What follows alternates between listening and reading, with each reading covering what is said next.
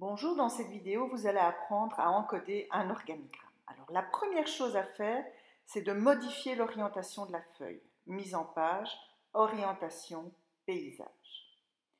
La deuxième chose, c'est d'encoder le titre de votre organigramme.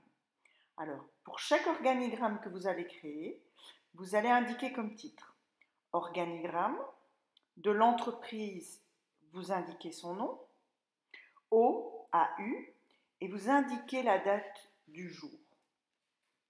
Alors, bien évidemment, ce titre, vous pouvez le mettre en forme, donc vous pouvez le mettre en gras, vous pouvez le souligner, vous pouvez le centrer. Donc, quand vous vous êtes mis en paysage et que vous avez encodé le titre, on va commencer à insérer l'organigramme. Pour insérer l'organigramme, vous cliquez sur l'onglet Insertion, vous choisissez l'icône Smart Art et vous choisissez Hiérarchie. En général, prenez le premier modèle, c'est celui qui crée le moins de bugs. Alors, comment ajouter des formes à l'organigramme? Alors, tout d'abord, vous observez que lorsque vous avez inséré un organigramme, vous avez deux onglets qui apparaissent. Pour pouvoir ajouter des formes, vous cliquez sur l'onglet Création. Puis vous avez Ajouter une forme.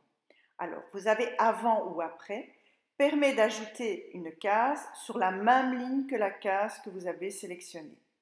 Au-dessous, vous permet d'ajouter une case en dessous de celle que vous avez sélectionnée.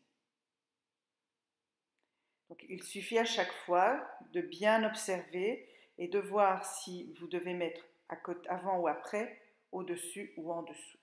Alors, vous voyez qu'ici, en fait, ce que je suis en train de faire, c'est de dessiner l'organigramme en ajoutant les cases nécessaires pour que je puisse après les encoder. Alors, il faut bien comprendre le niveau hiérarchique, comment il est représenté sur l'organigramme. Alors, vous voyez, je vais mettre une forme donc. Vous voyez que la ligne est cassée. Ça veut dire que la personne est en dessous de l'autre.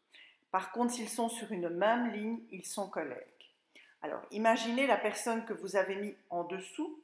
Donc, si la ligne est cassée, et normalement, cette personne devait être sur la même ligne. Comment faire?